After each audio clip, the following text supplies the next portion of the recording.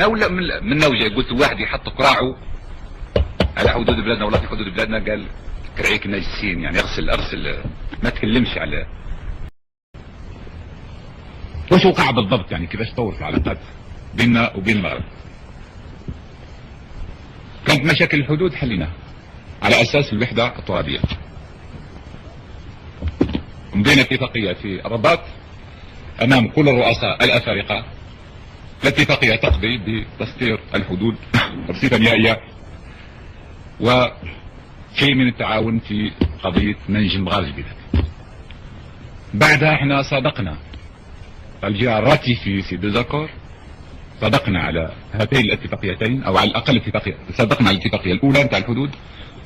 المغرب لم يصادق على هذه الاتفاقيه بحجه انهم ناس ديمقراطيين وما عندهمش البرلمان، ويستناو حتى البرلمان عرف ومن جهه الاخرى يقول لنا هو ابن المؤمنين، يعني هو المولى سبحانه وتعالى اللي يعينه خليفه في الارض. يعني المؤمنين هو هذا، يعني الحكم جاي من السماء ما هوش من الارض. قضية الصحراء أنا موقفنا حددناه، قلنا قضية الصحراء موقفنا هو تقليل المصير.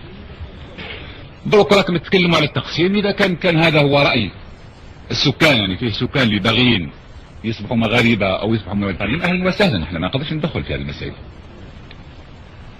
وقع اتفاق سري تحت البرنوس ما خبروش عليه، يعني حتى المدة الأخيرة هذه باش بدا يبان، ونحن ما نقدرش نوافق على اتفاق سري بدون ما نعرف له. في هذه المدة خلقت حركة سياسية، حركة ثورية مكونة من كل الشبيبة نتاع هذه المنطقة، واللي هي ترفض باش تكون يعني باش المنطقة تكون مغربية أو تكون موريتانيا. الإسبان منذ سنة كانوا طالبين يعملوا تقرير مصير، المغرب ارفض لانه قبل هذيك المده كان وقع المرض نتاع فرانكو ملك المغرب، والحساب نتاعو فيما بعد طلع صحيح، لازم نعترف للتاريخ، الحساب نتاعو فيما بعد طلع صحيح. شاف فرانكو في المره الاولى مرض، قال هذا هو الوقت اللي نقوم فيه بحمله على المستوى الدولي باش ناخذ حقنا، وهذا هو السبب اللي نتاع الحمله الكبيره اللي قاموا بها العام اللي فات. فرانكو ما ماتش في العام اللي فات، زاد حياء الامور اتعطلت. ملك المغرب في ذلك الوقت قال وجد نفسه امام حالتين، يا اما يحارب الاسبان يا اما على كل حال يسلم بالامر الواقع. يحارب، قال مانيش قادر نحارب الاسبان، مانيش قادر نحارب الاسبان. اذا لقى الحل نتاع المحكمه، محكمه العدل الدوليه. مشاو لمحكمه العدل، طبعا احنا بصفتنا بلد يهمنا وعلى حدود بلادنا وقضيه اللي لها علاقه يعني ارتباط بالامن نتاع المنطقه، مشينا لمحكمه العدل الدوليه لندافع على مبدا تقرير المصير. اثناء في الوقت كذلك وقبل هذه المحكمه كانت قامت لجنه تاع تقصي الحقائق نتاع الامم المتحده، جات مشات السكان، مشات المغرب، مشات الصحراء، مشات المغرب، جات الجزائر، مشات موريتانيا، راحت لاسبانيا ورجعت. ما هو الحكم نتاع او التقرير اللي قدمته هذه اللجنه؟ الخلاصه نتاع التقرير تقرير المصير. ما هو الحكم نتاع محكمه العدل؟ محكمة العدل الدولية، وهذه لأول مرة، ربما تقريبا لأول مرة في التاريخ واحد يروح عند القاضي يقول له يا سيدي القاضي ماذا بك تفتي لي إذا كان هذه الأرض أرضي ولا ماهيش أرضي. لأول مرة في التاريخ من جاي طالب بالأرض ومن جاي يقول نقسم مع شيخ القبيلة نتاع نواكشوط. إذا محكمة العدل كذلك قررت مبدأ تقرير المصير.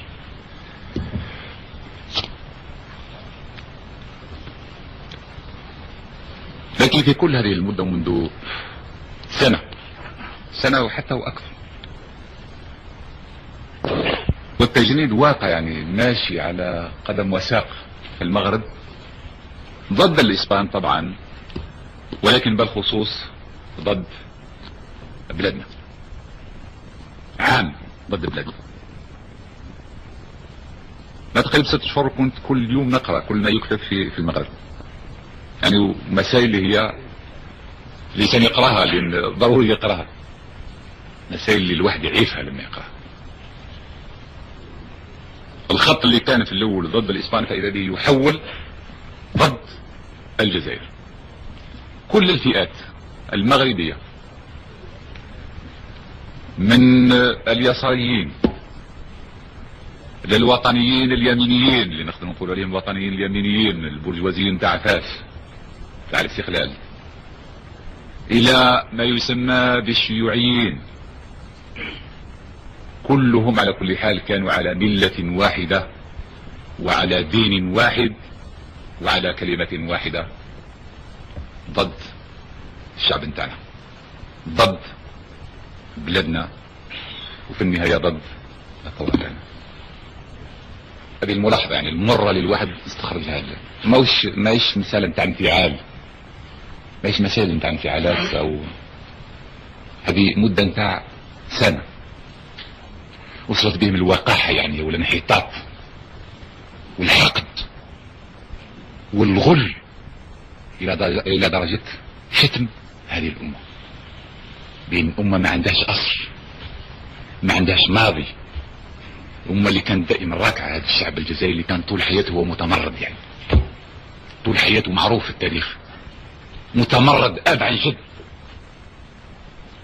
يعني اصبح هذا الكلام يكتب في تاريخ، يعني في يعني جرائد بلد يعني شقيق. وكأننا على كل حال من جديد امام لاكوست وجيمولي وسوستان. على الاقل هذوك الناس كانوا يحترمونا لان كنا نتصارع معاهم في الارض، كانوا عارفين باللي رجاله على كل حال ولاد رجاله، ولما كنا نتحاكم معاهم في الجبال ولا في المدن كنا نخلي رجاله، لكن كانوا هم ياخذوا اطرحه. على الاقل هذوك داخليا كانوا معترفين، بينما كانوا عاملين هذه اغراض سياسيه. لكن هذا الحقد